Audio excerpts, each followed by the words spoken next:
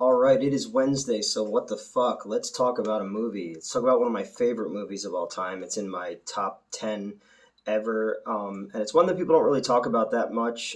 This one is not on Tubi, it's on Amazon Prime, and that is Brian De Palma's Blowout. It stars John Travolta, Nancy Allen, from RoboCop and Carrie and, Poltergeist 3. Dennis Franz is in it, and this is back when De Palma was making Hitchcockian giallo films. It is a pseudo remake of Antonioni's Blow Up, except in this version, it's not photographs, it's sound. And it's John Lithgow is in this movie. Fucking John Lithgow's so good in this. He's in the best section of the Twilight Zone movie, mostly because no one got killed in it. Third Rock from the Sun and stuff like that. This movie is about a sound technician in Philadelphia. It's another reason I fucking love this movie. Philadelphia is my home city. I love the city. I love any movie that features Philadelphia and shows it off and how cool it is. This movie was made in 1981, the year I was born. De Palma is from Philadelphia as well. He's actually from out, his dad was like a lawyer on the Main Line, which is out near where my theater in Wayne, PA was. It's out like near Villanova University. The movie's about John Travolta, who is Jack. And it's kind of funny. He's Jack, and Nancy Allen's character is Sally. And she said she kind of made her character as like a rag doll. And I feel like, I don't know, Jack and Sally, maybe Tim Burton took a little of that. Maybe not. I don't know. He's a sound technician for like shitty grindhouse style slasher movies. The movie starts with this very early 80s.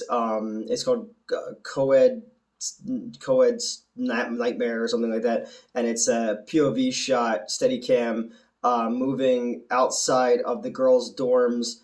And we're following room to room, and there's girls having sex, and there's girls in their underwear dancing and stuff like that, and it's moving, and you would expect people kind of hit the movie and they're like, oh, well, the steady cam is shaky. It's like, well, yeah, it's supposed to be. It's supposed to be like a shitty 80s slasher movie that, made by these guys. And it's cool when they get to their offices later, all the fucking posters on the walls are like Squirm and Let's Scare Jessica to Death and Food of the Gods and stuff. And they're all these like low budget horror movie, grindhouse drive-in movies at the time. And I was like, oh man, it's so cool. Like I'd love to be in that office. We're going around and we're following this killer who we don't see. It's all POV, and he moves into the shower, and he pulls back the shower curtain, and he goes to stab, and the girl screams, and the scream is fucking hilariously terrible. And we move back from the screen and realize that we're in a screening room, and the producer of the movie is giving shit to John Travolta, and he's like, that's the scream that you got. And he's like, look, if your tits look like that, nobody's going to care about the scream. They mentioned the other movies that he's worked on. One of them is Bordello of Blood, which I think is kind of funny because Bordello of Blood wound up becoming a real movie. And it was a Tales from the Crypt movie. And so he's tasked with kind of getting new sounds, and finding a replacement scream to this. So he goes out to the park one night and he's just recording the sounds of night in Philadelphia. You've got the sounds of like owls and wind and the water on the lakes and stuff like that. And then all of a sudden there's a loud banging sound and a car goes over the fucking railing and into the lake. And John Travolta jumps into the lake and he pulls this girl out. She's to the hospital and whatnot. And you find out that the guy in the car was in line to become the next president. He was the favorite to become the president. And the girl he was with was this kind of, I don't know if she was really a prostitute, but there's something shady about her. Travolta knows that he heard a gunshot, and they said it was a tire blowout, and they want him to keep it quiet. And it launches into this investigation from there, which is sort of it harkens back to the Chappaquiddick stuff, if you know anything about that, with the Kennedys. And the movie's kind of made post Watergate as well, so there's a lot of political intrigue, and it becomes this movie of like it's one thing, and then all of a sudden it becomes this kind of political thriller mystery, where they're trying to keep him quiet, but he has the recordings. And then it turns out that there was a tabloid journalist from Philly in the park that night filming. So he was able to get that, and then slowly from here it becomes this obsession of his to prove that the tire was shot out by someone. So it's him lining up the sounds with the images, and everybody thinks he's insane. And then there's also this series of murders. The Liberty Bell Strangler is attacking prostitutes in Philadelphia and whatnot. And it turns out that it's John Lithgow was hired by, the political party, the guy who died because there was a prostitute in his car, and they're trying to cover it all up to make it look like, there's someone just out there killing prostitutes to continue to cover this story up. And it moves further and further into his insanity, and not even his insanity, his obsession with trying to solve this mystery and lining the pieces up to prove where the gunshot was. It's just so fucking cool. Because I'm not a technical person when it comes to filmmaking or anything, but I love the idea of, what it goes into making Foley and bringing those elements alive. And I don't know, man, I love this movie so much.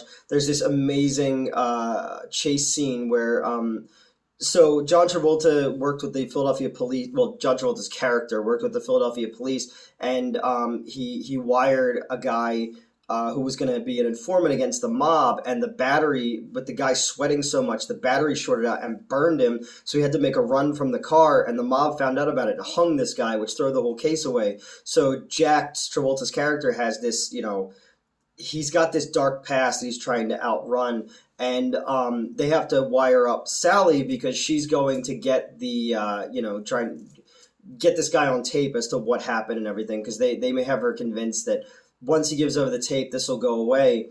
And then Lithgow's character basically takes her, and Jack's trying to catch up with her, and there's Liberty Day going on in Philadelphia. There's a big fucking parade with the mummers and all this shit going down by City Hall. I pass City Hall literally every time I'm in Philadelphia and I think about this movie. It's kind of funny, last October I picked up Brad Jones from the train station in Philly, and it's the same train station where Lithgow strangles the prostitute in that, and I was telling him, I was like, yeah, this is where this was made, and he just thought that was so cool, and we were trying to find like where things were in that. That was really neat because he's also a fan of this movie. Yeah, so Travolta is in a Jeep, and he's got to go to try to get to where they are, which is on the other part of the city, and fucking just like drives through the middle of this, through this middle of this parade and straight through City Hall. I have no idea what that was. It's like pipes or something upstairs. Jesus Christ. You all right, Kat? She freaked out. I don't know what that was. You guys caught that live. Well, not live. I'm filming this on Saturday, and it's going to go up in 2 weeks. But, yeah. So it's just this great chase scene through Philadelphia, and I just love the way that the city is shot. And, Jack doesn't get there in time, and Sally's killed, but he has her scream, and then he's able to get to Lithgow to kill him. But the movie ends with they use that scream, her death scream, as the scream for the girl in the slasher movie, and it just ends with Travolta sitting in the sound recording studio, and it looks like he hasn't slept in weeks, and he's just listening to her scream on a loop over and over again, and he's just like banging his head, and I was like, that is a fucking dark ending, and it's awesome. This movie's fucking great. Everybody turns in amazing performances. The mystery is really cool. How it's all done is really cool. Again, I've seen Blow Up, the Antonioni movie, and it's a great movie as well. I remember the theater I used to be a manager at in Tucson, The Loft, had a big Blow Up poster, a French, poster as you're going up the steps into the third theater, the Loft Theater, and I always thought that was really, really cool. They also had a Lust in the Dust poster, if you ever saw that one with Divine. That's a fun movie as well. De Palma is one of my favorite filmmakers. Everything he did, you have like Greetings, the first movie he made with De Niro, which was not very good, but it's supposed to be like a laugh-in kind of satire thing of the Vietnam War and drugs and all that. But if you take like Sisters and Carrie and Dress to Kill, yes, the trans elements probably don't register as well these days, but at the time it was a very well done giallo style thriller. Um, and Phantom of the Paradise obviously is one of my favorite movies ever, ever, ever. I think it's so much better than Rocky Horror Picture Show. Rocky Horror falls apart in the third act, whereas Phantom just rolls all the way to the ending because it's Beauty and the Beast, it's Faust, it's all of these fucking things combined. I want to review that one so badly one day. All the way up to, I'd say, like The Untouchables would probably be like his last great film. And then after that, you had like Snake Eyes is okay because I'm a big Nick Cage fan. The Black Dahlia was I guess like he has a very chauvinistic, very voyeuristic style of filmmaking. You can tell where Tarantino is very influenced by him, with the split screens and moving up and over and watching a character go into a room, almost like it's a play. It's got this very voyeuristic camera to it. Again, Hitchcock and Argento and again Antonioni, very Italian, very European, inspired. This movie is definitely inspired by European cinema. And I don't know, it's one of Tarantino's favorites. He said, I think it's his master. I think this is De Palma's masterpiece, and I wish that more people kind of had seen it because again, that ending is so fucking amazing and dark, and the way it just echoes the opening of the movie, and you have all this stuff in the middle and how they all meet together, and the political intrigue of it, and Jack's relationship with Sally, because the two of them were a couple in Carrie, but at the time De Palma was actually married to Nancy Allen. And that this was kind of also in that period of like New Hollywood where you had, she was there with John Milius and George Lucas and fucking Scorsese and Spielberg and all of those people who were kind of the new Hollywood, and they were telling these types of stories. And I can't recommend this movie enough. I think it's absolutely awesome. I want to eventually, because I have a movie theater and we're not far from Philly, I'd love to do a whole Philly series of movies. I think that would be really fucking cool to do, like movies that, The Sixth Sense, obviously, and Philadelphia and stuff like that. Like movies shot in and around the city, because I love Philadelphia so much, and I just love the way it's featured in movies.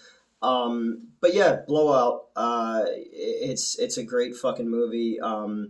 It's it's in my top 10 favorite movies ever made, and it's one that I highly, highly, highly recommend. And especially if you're a fan of the art of filmmaking, especially, like, this is a fucking masterclass. Like the split diopter that he uses in this, where the lens can shift focus from background to foreground, and it just like it feels almost like a pulp novel or a comic book in ways, or like a giallo, because you're constantly shifting focus on what you should be seeing to fill in the gaps of this mystery. And it's great, and highly, highly recommend it. I would say, what is your favorite thriller? Give me what your favorite thriller is, and we can discuss it. And yeah, so like, share, and subscribe. This is a short one, but I just wanted to talk about how much I fucking love this movie, how much this era of 1970s into the early to mid 80s filmmaking just inspired the living shit out of me, because I saw this for the first time at a sleepover in 1990 at this kid Billy Hogan's house, and didn't know what it was. And we watched this and Halloween 3 the same night, because they were both on late night TV. And I remember just seeing this and feeling like I was so fucking sophisticated that I like watched this more adult movie, and I got it when it was over. And I was just like, these are the like the seeds that are being planted for me to fall in love with all this bullshit, and want to make movies, and want to borrow elements that I've seen in these things that are just so fucking cool and inspiring. And you can see the ripples of this movie down into other things. But again, like Kill Bill, just watch this movie and then watch Kill Bill, and you'll notice a lot of similarities in the way the camera moves. When Elle Driver is in the hospital going to visit Beatrice Kiddo, the bride. I don't know. It's great. It's fucking awesome, and I'm a huge, huge fan of it. And I'd love to hear your opinion on it. And I kind of want to make now I want to see all of the shitty slasher movies that they are making in this movie. Like I'd love to be part of those, you know? So, yeah, now I'm rambling on now for 15 minutes about how much I fucking love this movie. Blowout. It is amazing. John Lithgow is fucking terrifying. John Travolta and Nancy Allen have amazing chemistry. Dennis Franz is a fucking sleazebag in it. You know, the movie is very, very sleazy and voyeuristic, and it's great. And I highly, highly, highly recommend it. So go check it out. Like, share, and subscribe. And I will see you next Wednesday.